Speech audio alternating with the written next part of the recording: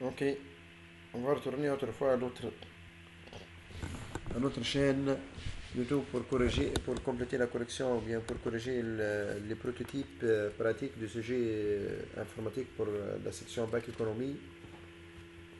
On a corrigé dans la première séquence que j'ai publiée la première partie, la partie Access, mais cette fois on va essayer de corriger la deuxième partie, la partie Panda. Dans la dernière séquence, on a corrigé la première partie, c'est la partie Access, c'est cette partie. Ok, jusqu'à l'exportation d'une autre table qui collecte en un fichier CSV. Déjà, on a notre fichier ici, on a obtenu notre fichier CSV qui est collect.csv. On va vérifier notre fichier. Ok, on a obtenu ce fichier. Par la suite, qu'est-ce qu'on va faire? Attendez, je vais fermer les fenêtres inutiles. Fermer cette fenêtre. Fermer la fenêtre. Et aussi fermer la fenêtre Access.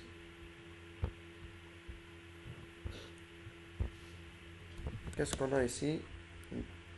Dans la partie grand B, à l'aide de l'environnement de développement pour le langage Python disponible. Créer un script et enregistrer sur le nom collect.py dans votre dossier de travail. On va lancer notre application qu'on a utilisée dans les cours pour créer les fichiers Panda.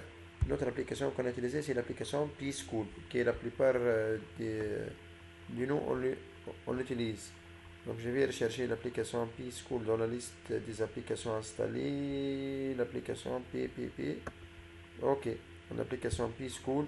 Et exact, donc P-School, en fin de compte, c'est un groupe ou bien un package de sous-applications.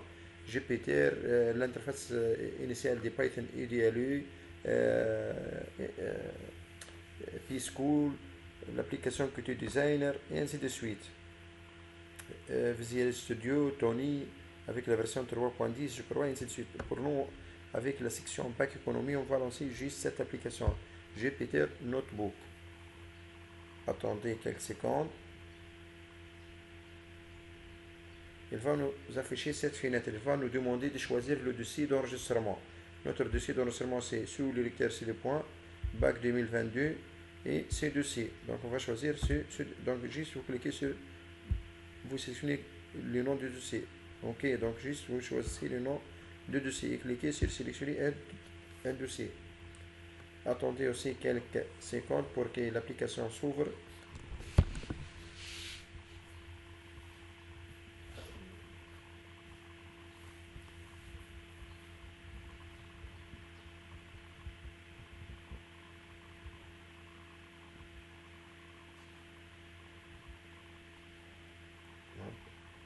L'ouverture de l'application va prendre quelques secondes. Attendez, s'il vous plaît.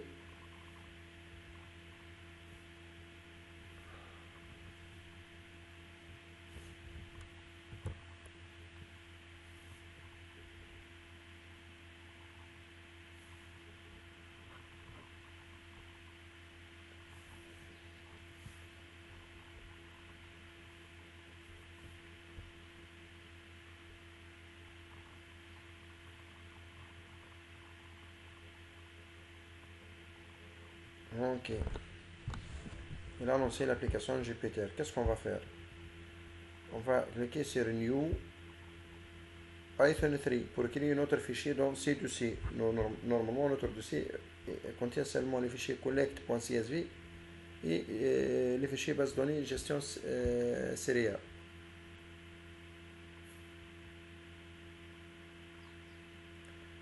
Oh, m'attendez quelques secondes aussi.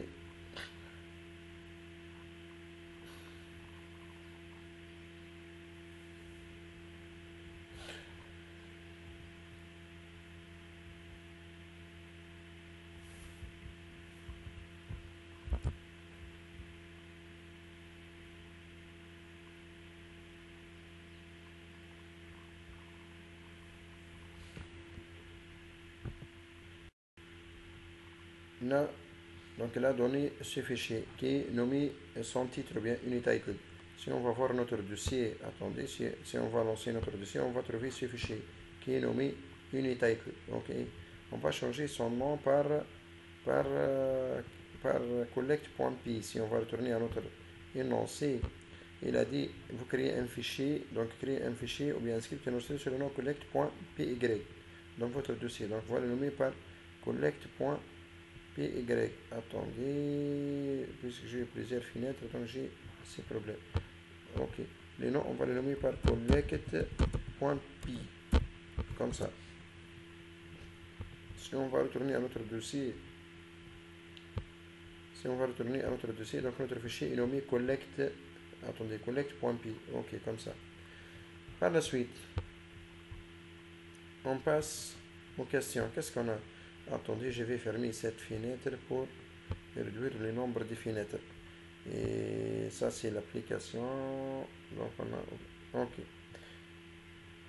Donc, par la suite, qu'est-ce qu'il a dit? En se référant à l'annexe de la page 3, l'annexe de la page 3, ok, cette annexe, ok, qui contient le résumé des fonctions qu'on va utiliser, en commençant par les fonctions de création d'un data frame et l'importation des bibliothèques, si vous voulez. Quelques fonctions standards concernant la manipulation d'un data frame, par exemple les fonctions shape, size, info, describe, rename, drop pour effacer des colonnes ou bien ainsi de suite. Et les propriétés ou bien les fonctions d'affichage, surtout lock ou ilock, le head, taille, la fonction AT, la fonction IAT, donc malgré qu'elle n'existe pas dans ces documents, mais on a ces fonctions. Et par la suite, les fonctions de calcul, ou bien les fonctions statistique, min, la moyenne, min, la valeur minimale, ou bien minimum, max, maximum, sum, c'est la somme, et count, c'est le nombre. Et les fonctions de tri, donc la fonction sort values avec liste de colonnes et l'ordre ascending true ou la force true, c'est-à-dire croissant, false, c'est-à-dire décroissant. Et enfin, l'annexe des fonctions concernant la représentation des graphiques. Donc, nom de notre data frame, .plot, .bar ou bien .plot, .line. Et les propriétés, donc nom des graphiques, nom de l'axe des abscisses, l'axe des ordonnées, couleur des graphiques, taille des graphiques si vous voulez, donc fixe size et ainsi de suite. On va retourner. Donc ça c'est l'annexe si vous voulez le voir. Donc tout d'abord, en se référant à cette annexe, choisir les méthodes adéquates de la bibliothèque Panda pour créer le script collect.py qui permet de tout d'abord importer le contenu du fichier collect CSV et le stocker dans un dataframe nommé collect. Donc on va créer un dataframe nommé collect qui va contenir le contenu du fichier collect CSV. Donc tout d'abord on commence par l'importation de la bibliothèque Panda from Panda import étoile. Nous on utilise cette méthode. Donc on a des autres méthodes d'importation, mais ça c'est la méthode la plus simple. Donc au moins moi je l'ai utilisé avec mes élèves dans la classe. Donc j'ai utilisé cette méthode, c'est la méthode la plus simple. Par la suite, je vais créer une variable ou bien un data frame nommé collect qui va contenir les contenus des fichiers collect.csv. On utilise la méthode read CSV. Donc j'ai créé un data frame ou bien une variable nommée collect qui va contenir le contenu du fichier collect.csv à l'aide de la méthode read CSV qui est exécutée. Exécuter, c'est donc à chaque fois pour exécuter une instruction, donc ou bien avec cette commande ra, ou bien avec le clavier shift entrée, comme vous voulez. Par la suite, je vais afficher le contenu de la variable ou bien du data frame collect, shift entrée. Donc notre data frame collect va contenir les mêmes contenus du fichier CSV, qui est en fin de compte le contenu de la table collect dans la base de données. Ça, c'est la première question, si vous voulez. Donc, pour indiquer que ça, c'est la première question, qu'est-ce qu'on va ajouter? On va ajouter un commentaire ici, dièse, et on écrit par exemple question A. Ça, c'est les questions A. Et n'oubliez pas à chaque fois de réenregistrer. À chaque fois, lorsque vous faites n'importe quelle commande, vous devez réenregistrer votre fichier. Ça, c'est la première. Donc, question A. Par la suite, petit B. On va retourner à notre énoncé. Par la suite, petit B, c'est quoi? Question B. Afficher les informations relatives au data frame collect ainsi que les 6 premières lignes. On va afficher les informations concernant notre data frame. Ça, c'est la première partie. Deuxième partie, les 6 premières lignes. Qu'est-ce qu'on va faire? Pour afficher les informations, donc, on va utiliser la fonction collect, donc la fonction info, pardon. Collect.info. Collect.info. Il va afficher les informations de notre data frame. Donc, nombre de lignes, nombre de colonnes, type de valeurs et ainsi de suite. Ça c'est les informations. Ça, c'est question, si vous voulez, question B. Et pour afficher les 6 premières lignes, donc on écrit collect, le nom de notre data frame, head, en tête, c'est-à-dire 6. Il va afficher les 6 premières lignes. Mais si vous regardez ici, notre data frame, dès le début, contient 6 lignes. Donc lorsqu'on va écrire head 6, il va afficher à peu près les mêmes contenus de notre data frame, puisqu'elle contient seulement 6 lignes. Mais si je vais faire head 2, il va afficher seulement les 2 premières lignes, ligne numéro 0 et ligne numéro 1. Ok, donc pour voir le rôle des head, donc c'est pour afficher les n premières lignes qu'on a écrit entre parenthèses. Ça c'est question aussi, question B. Ok, si on va, donc ici vous pouvez trouver dans la partie résumé en bas ces fonctions résumées, donc la fonction head et ainsi de suite, la fonction info, la fonction head. Si vous recherchez ici, donc vous allez trouver la fonction head. Moi je vais ajouter deux autres questions ici avant de passer à la question C. À part l'affichage des infos ou bien les informations de ces data frames et les 6 premières lignes ou bien les 2 premières lignes, si je vais afficher par exemple les 2 dernières lignes, cette fois les 2 dernières lignes, je vais ajouter cette question moi-même. Collect.taille, et on écrit 2 par exemple, ou bien 3. Donc il va afficher les 3 dernières lignes, ligne 3, 4, 5 de notre data frame. Si on va afficher par exemple la description de notre data frame, on écrit collect.describe. Describe. Il va afficher une description détaillée de notre data frame. C'est quoi une description? C'est-à-dire le nombre des éléments qui est ici, en fin de compte, la moyenne, le max, min, et ainsi de suite. Donc il va afficher à peu près des statistiques pour notre data frame. Si on va afficher le nombre de lignes, le nombre de colonnes de notre data frame, on écrit collect.shape, collect.shape comme ça. Il va afficher 6, 4, c'est-à-dire 6 lignes, 4 colonnes. Si on écrit collect.shape 0, il va afficher le nombre de lignes qui est 6. Si on écrit collect.shape 1, il va afficher c'est quoi le nombre de colonnes. Donc ici, ça c'est dimension, si vous voulez, donc dimension du data frame. Ici c'est le nombre de lignes du data frame. Pardon, nombre de lignes c'est dièse. Pour ajouter un commentaire, c'est toujours avec dièse. Ici c'est pour afficher le nombre de colonnes du data frame. Ok, n'oubliez pas d'enregistrer. Ces 3 questions, ou bien ces 4 questions, shape 0, shape 1 et describe, j'ai l'ajouté moi-même. Ok, donc dans notre prototype, il n'a pas demandé ces fonctions, si vous voulez, ou bien ces méthodes. C'est quoi? Remplacer la quantité de la ligne 5 de la 5e ligne dans le data frame collect par 5560 au lieu de 3500. On va voir. Donc l'information, la quantité de la 5e ligne, on va le modifier par 5560 au lieu de 3500. On va voir. Si on va retourner à notre data frame initial, dans la ligne numéro 5, ici, donc ça c'est ligne numéro 1, 2, 3, 4, 5. On va modifier la quantité 3500 par 5560. Mais pour accéder à cette, tout d'abord, on va essayer de faire un petit rappel sur les deux méthodes lock et ilock qui permettent d'afficher une partie ou bien sélectionner une partie de notre data frame. Si on écrit par exemple collected, notre data frame collected, point loc, deux points, donc c'est-à-dire toutes les lignes, toutes les colonnes, qu'est-ce qu'elle va afficher ici? Elle va afficher le contenu de notre data frame total. Mais on va rester ici. Par exemple, si on va écrire par exemple 1, 2 points, 3, virgule 2 points, qu'est-ce qu'elle va afficher? Elle va afficher de la ligne 1 à la ligne 3, de la ligne 1 à la ligne 3 et toutes les colonnes.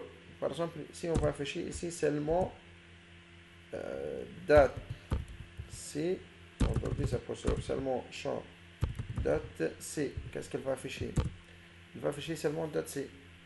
Si on veut afficher par exemple date C et quoi aussi et quantité, elle va afficher seulement ces deux champs, date C et quantité à partir de la ligne 1 à la ligne 3. Si on écrit ici par exemple seulement 1, qu'est-ce qu'elle va afficher? Donc seulement date et la quantité de la première ligne. Mais nous, mais à part ça, on va le remettre en 3. Si on va utiliser la méthode iLock, à peu près c'est la même méthode, juste elle utilise les indices de type numérique. Donc ici, au lieu d'utiliser le nom du champ date C quantité, on utilise leur indice. Par exemple, 1, 2.2. Qu'est-ce qu'elle va afficher?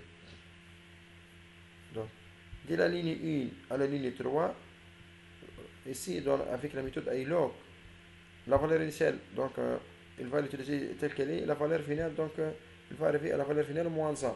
1, 3, c'est-à-dire à partir de la ligne 1 à la ligne 3 moins 1, à la ligne 2. Et call 1, 2, c'est-à-dire de la colonne 1 à la colonne 2 moins 1, c'est-à-dire 1. Donc il va afficher seulement les codes S de la première ligne et deuxième ligne.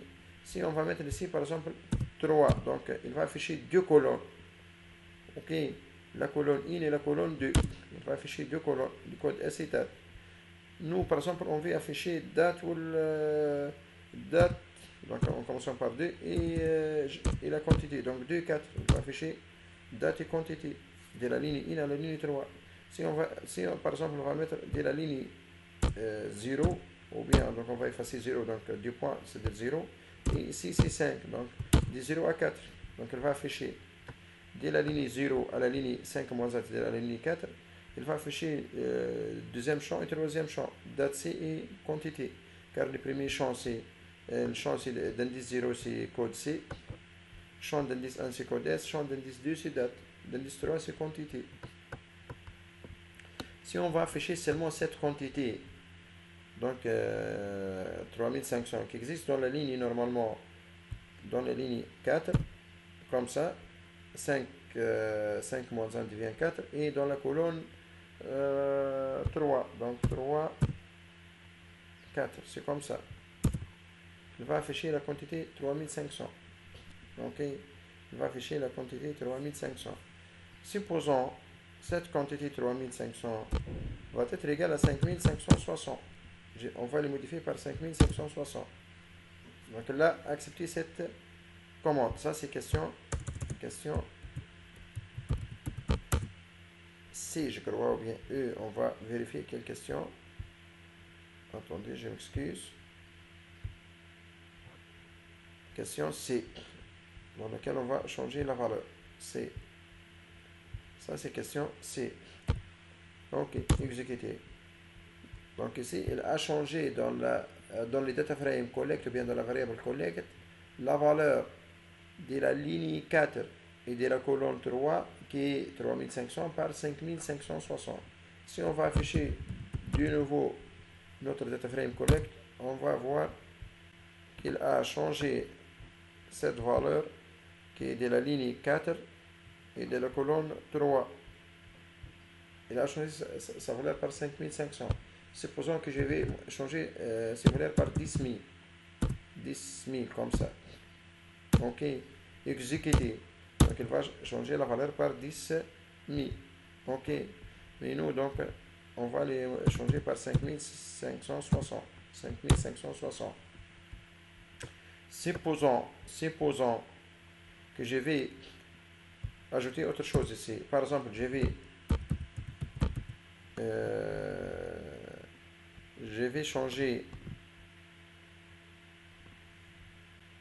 la valeur S02 de la première ligne par S03, par exemple. Donc, on va utiliser collect iLoc, la ligne 1 jusqu'à la ligne 2, 2 moins c'est-à-dire 1, et la colonne c'est 0, 1, donc 1, 2.2, par quoi? Par S0, par exemple S10, S08, S08. Exécuter. Donc ici, il va faire deux changements. Donc ici, il a changé le montant de cette case par 5500 et la valeur de cette case de la ligne 1, colonne 1 par S08. C'est comme ça, S08. Donc ici, on va les mettre S02. Donc on va l'utiliser comme étant S02. Ok. Donc on exécute deux fois S02. Ok, ça c'est question C. Donc on a vu ici comment on peut afficher ou bien sélectionner une partie de notre data frame, de quelle ligne, de quelle colonne, et pour faire les modifications, donc on va accéder à quelle souligne ou bien à quelle case et égal quelle est notre nouvelle valeur. Donc on a utilisé ici des méthodes lock et ilock, mais on a aussi des autres méthodes AT et IAT. On va les voir dans des autres séquences si vous voulez. Par la suite, question D. Il a dit afficher les informations relatives au serial dont la quantité collectée est supérieure ou égale à 4200. Je vais afficher les informations des céréales qui ont des quantités supérieures ou égales à 4500. On va retourner ici. Donc, on va accéder à notre dataframe connect.lock.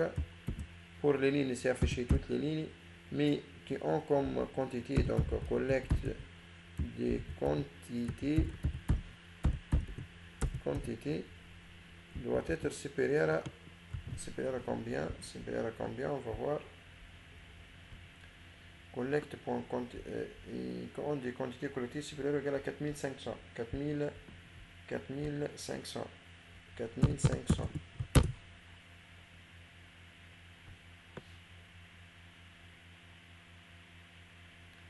Donc ici, il n'a rien affiché. On va voir. Parce qu'on a des quantités qui sont supérieures à 4000. Ok. On a une petite erreur ici. Je m'excuse ici. Dans la partie ligne, donc elle va faire le test, elle va afficher les lignes qui contiennent des quantités supérieures à 5400. Et pour les colonnes, toutes les colonnes. Ok. Donc toujours, le premier paramètre concerne les lignes, virgule, le deuxième paramètre concerne les colonnes. Pour les colonnes, je vais afficher toutes les colonnes, mais des lignes ayant comme quantité supérieure à 4500. Qu'est-ce qu'elle va afficher? Elle va afficher ces trois lignes. Ok, car elles contiennent des quantités supérieures à 4500. Par exemple, si je vais afficher qu'elles ont des quantités supérieures à 5000, il va afficher seulement deux lignes, 4900, donc il va l'éliminer. Ok. Mais, supposons, cette fois, je vais afficher seulement champ date ou bien quantité. Seulement champ quantité. Seulement champ quantité entre deux crochets et entre deux apostrophes.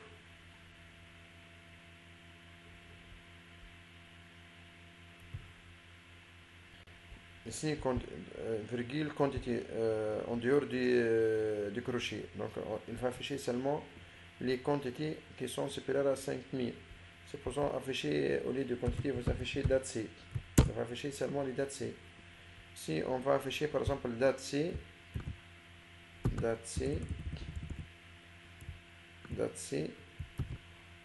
attendez s'il vous plaît, et quantité, virgule, quantité.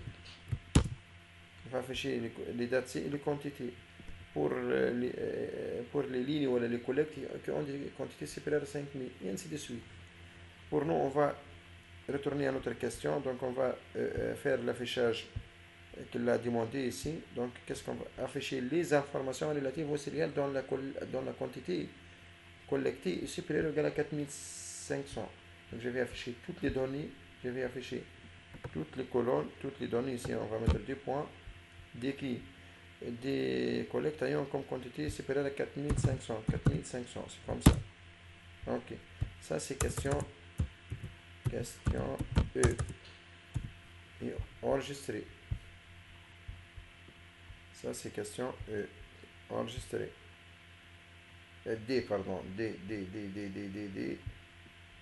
Ça, c'est question D.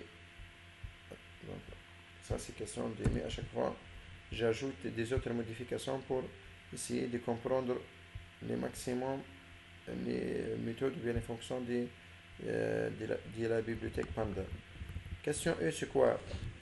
Trier les data frames collect dans un nouveau data frame nommé collect tree selon la quantité collectée, selon la colonne quantité collectée dans l'ordre croissant et afficher le nouveau data frame. Question E. Donc je vais créer un nouveau data frame nommé collect tree qui contient les mêmes contenus du data frame collect tree selon la colonne quantité de manière croissante. Par la suite, on va faire l'affichage. Attendez une minute. Donc je vais créer variable nommée collect tree égale le contenu du data frame collect. Ok. Point sort values. On va utiliser la méthode sort values pour faire le tri. Tri par quoi? By champ quantité et avec l'ordre de tri ascending, c'est-à-dire égal à true avec T en majuscule. Donc, je vais créer un nouveau data frame nommé collect tree qui va contenir le contenu du data frame collect tree avec la méthode sort values sinon la colonne quantité d'une manière croissante, true c'est-à-dire croissante, et exécuter shift entrée ou bien exécuter ici, exécuter comme vous voulez. Si on va afficher collect tree, on va voir shift entrée, il va afficher les mêmes contenus de notre data frame mais triés selon la colonne quantité de manière croissante, 3900, 4200, 4500, ainsi de suite.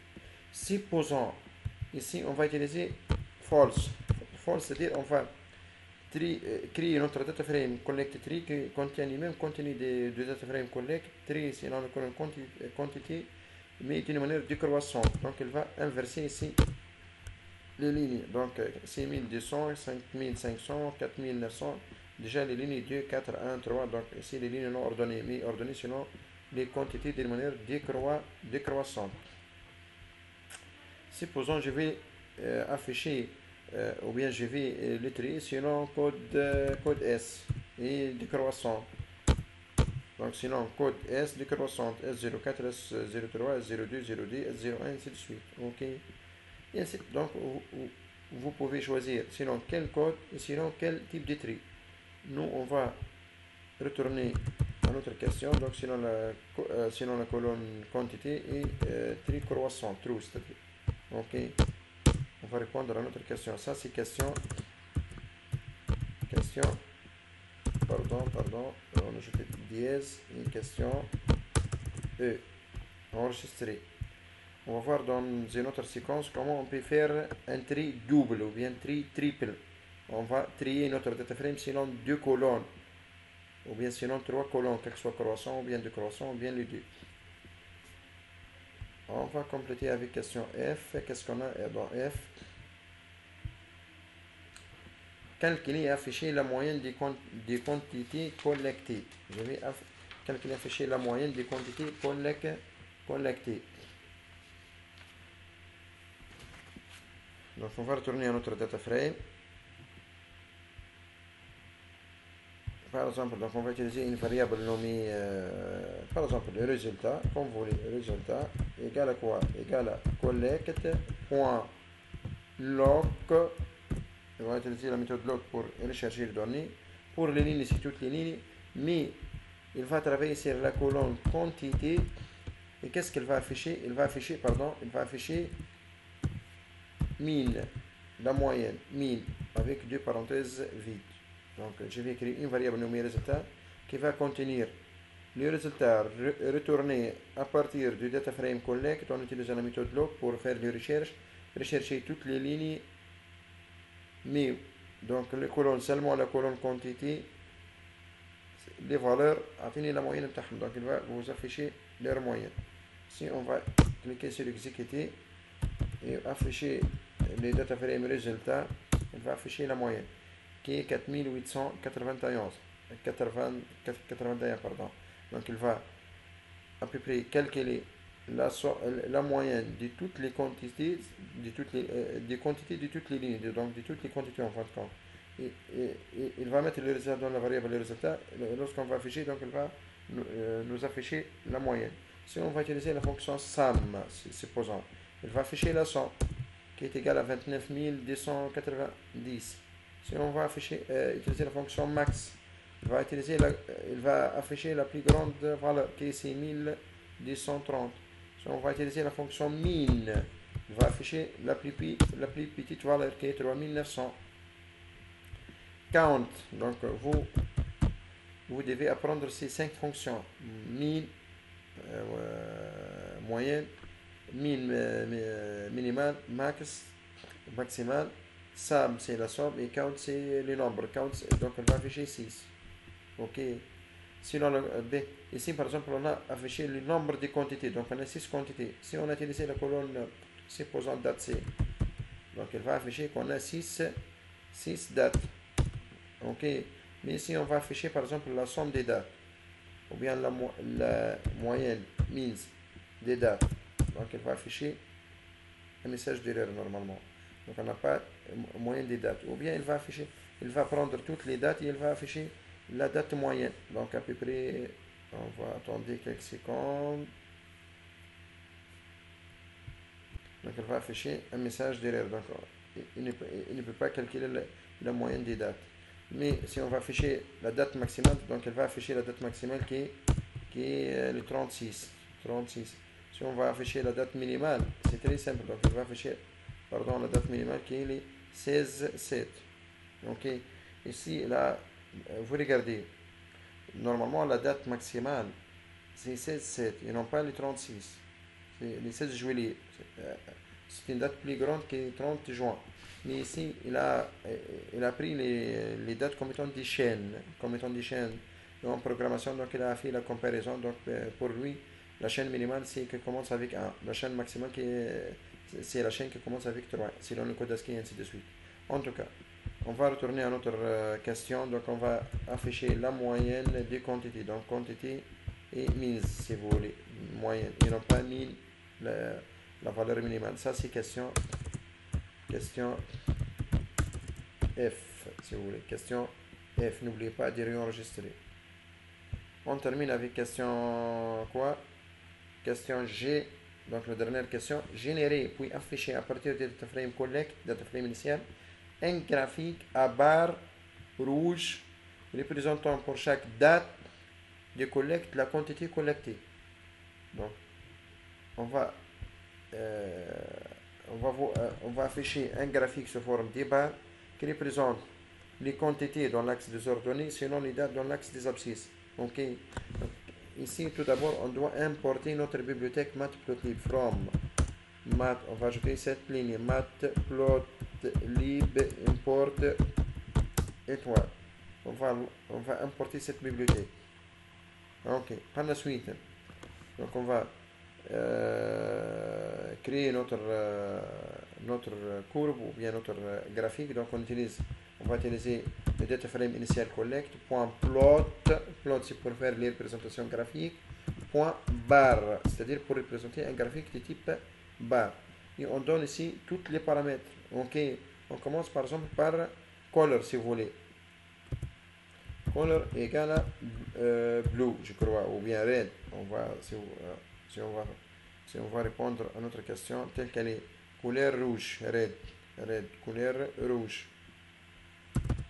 red, donc virgule, X égale, dans l'axe des abscisses, on va mettre les dates C, les dates des dates des céréales. Dans l'axe des ordres Y, virgule Y égale, dans l'axe des ordres, on a les montants. Ok. Title, par exemple, il n'a pas indiqué le titre, mais si je vais ajouter un titre pour notre graphique, par exemple, je vais le nommer paragraphe 1. Fig size, si vous voulez, c'est pour fixer la taille de votre graphique. Ok, la taille de votre graphique. Fig size égale, je vais donner des valeurs, par exemple 10,8. Ainsi de suite. Si on va cliquer sur exécuter ou bien shift entrée, donc on va exécuter notre commande. Attendez quelques secondes. Donc elle va créer un graphique avec ses propriétés. Couleur rouge, dans l'axe des abscisses les dates, dans l'axe des ordonnées les montants, comme titre graph 1 et fig size c'est sa taille. Oui, donc si notre faute est due au nom du champ montant, donc il n'y a pas un champ montant avec S. Le nom de notre champ c'est montant sans S. Montant sans S. Exécuter. Quoi aussi, date C, on a ce champ date C, mais je m'excuse, on n'a pas un champ nommé montant, on a un champ nommé quantité. Quantité, c'est moi que j'ai fait le faute. On n'a pas un champ montant, on a champ date C ou bien quantité. Donc on a quantité ou bien date C ou bien code S ou bien code C. Ok, donc on n'a pas un champ montant. Donc, ok, il a donné notre graphique qui est de type bar, notre graphique de type bar, couleur rouge. Dans l'axe des abscisses X, qu'est-ce qu'on a? On a les dates, date C, exactement c'est date C. Dans l'axe des ordonnées, qu'est-ce qu'on a? On a les quantités, donc le nom de notre champ quantité, donc on a un champ nommé quantité. Titre des graphiques, c'est graphe 1. Et fig size, c'est 8, c'est 10, 8. Largeur 10 et hauteur 8. Si on va faire quelques modifications, si on va utiliser par exemple la couleur blue, on va faire quelques modifications aussi. Donc elle va afficher notre graphe avec couleur bleue. Si par exemple, au lieu d'afficher dans l'axe des abscisses les dates, on veut afficher les codes C ou le code S. Donc on utilise ici code S. Donc elle va afficher un graphique qui représente les quantités selon le code S. Le code S et non pas selon les dates. Selon le code S. Si par exemple, le titre de graphique c'est très simple, donc on peut modifier les titres. Taille par exemple, au lieu de 10, 8, on va mettre 5, 3. Donc il va modifier la taille du graphique donc avec taille plus petite, comme ça.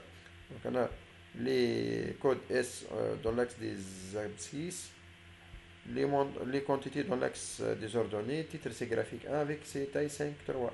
Si on va changer ici barre par line par exemple, donc il va nous afficher graphique de type courbe.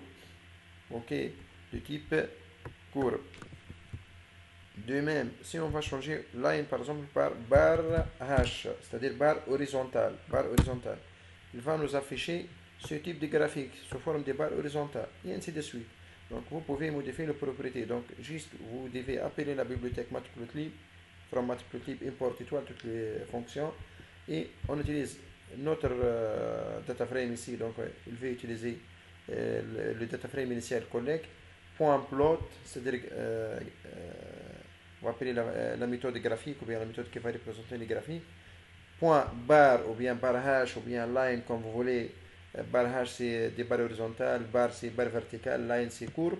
Et le propriété couleur X ici donc on va retourner à notre barre initiale donc c'est du type bar. Dans l'axe des abscisses on a les dates normalement, date C il a dit donc date C. Dans l'axe des ordonnées les quantités, titre c'est graphe 1, taille, donc on va mettre ici par exemple 8, 6. Donc, je vais agrandir un peu la taille de notre graphique. Ok, donc là, c'est ça notre graphique qu'elle a demandé. N'oubliez pas de réenregistrer votre fichier. N'oubliez pas à chaque fois de réenregistrer votre fichier. On a des autres fonctions. Donc, probablement, on va les voir dans des autres séquences.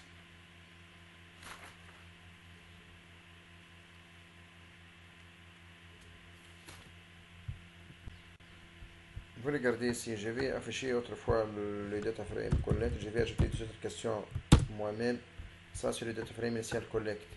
Par exemple, si je vais afficher collect.at qui permet de sélectionner une cellule dans notre data frame. Quelle cellule? La cellule qui fait partie de la ligne 4 et qui est nommée quantité.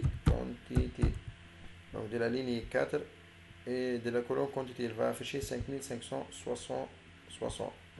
Donc ici, il va afficher 5560. On peut donc accéder à cette cellule pour le modifier par exemple par 10 000. Ok, donc dans ces cas, si on va afficher de nouveau notre data frame collect, donc la valeur 5560 va être égale à 10 000. Ok, va être égale à 10 000. Ben, ok, moi je vais le remettre 5560. Ok, quoi aussi?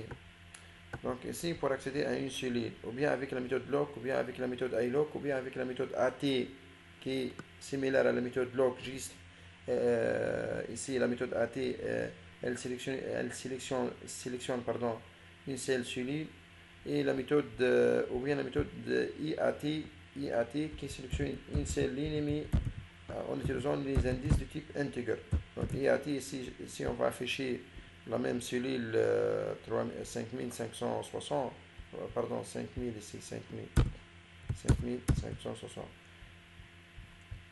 Donc si on va utiliser la méthode IAT donc pour la ligne, c'est la ligne 4, mais pour la colonne, cette fois, on ne donne pas le nom de la colonne quantité, mais on donne l'indice, qui est l'indice 0, 1, 2, 3. Ok, donc ici, il va afficher dès la quatrième ligne et de la ligne et de la colonne 3. Il va afficher la valeur 5560. Donc AT et AT, ce sont des fonctions similaires qu'on utilise pour sélectionner une cellule bien précise. Et AT, elle utilise des indices numériques, quel que soit pour les lignes ou bien les colonnes. Et AT, elle utilise des indices par défaut. Pour les lignes ici, les lignes sont ordonnées par les numéros, donc on donne un numéro. Mais pour nous ici, les colonnes sont indexées par les noms de colonnes, donc on doit utiliser les noms de colonnes qui est quantité. Ok. Ça c'est autre fonction que j'ai utilisée ici donc pour vous rappeler donc c'est des méthodes AT et AT. Qu'est-ce quoi? Autre chose, si par exemple je vais afficher seulement les lignes ou bien qui ont comme code C, par exemple égal à 2 ou bien 4. Oui, égal à 2 ou bien 4. Donc on écrit collect.lock collect.lock collect.code C.isIn et on donne entre deux crochets, entre deux parenthèses, entre deux crochets, les valeurs. Par exemple, C0D, virgule, C, virgule, C04. Et pour les colonnes, donc je vais afficher toutes les colonnes. Ok, exécuter. Il a affiché seulement, donc il a affiché toutes les colonnes, mais des lignes, des lignes ayant comme code C égale à 02 ou bien 04.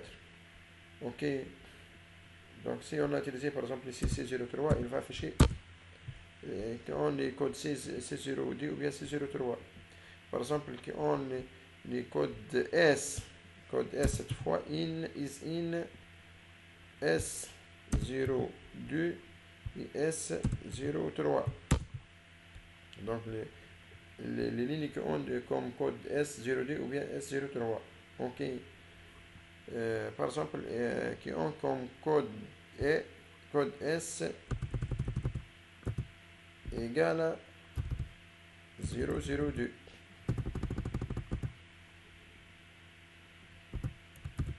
Ok. Donc ici, comme code S égale à S02. Donc collect.lock de collect code égale à S02. Et vous affichez toutes les lignes. par exemple, ici, on va afficher seulement quoi?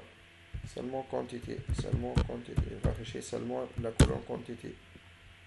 Attendez, pardon. Seulement la colonne quantité. Ok. Ou bien seulement la colonne, par exemple, code S. Pardon, code S, virgule, quantité.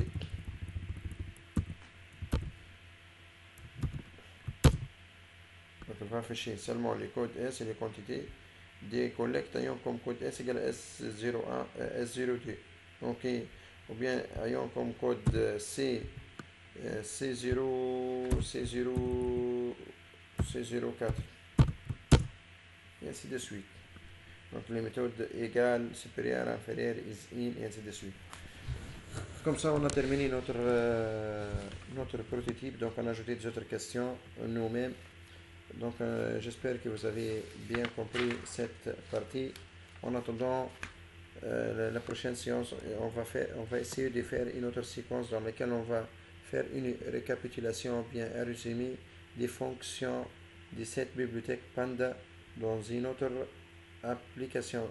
Inch'Allah. Merci autrefois et bonne révision.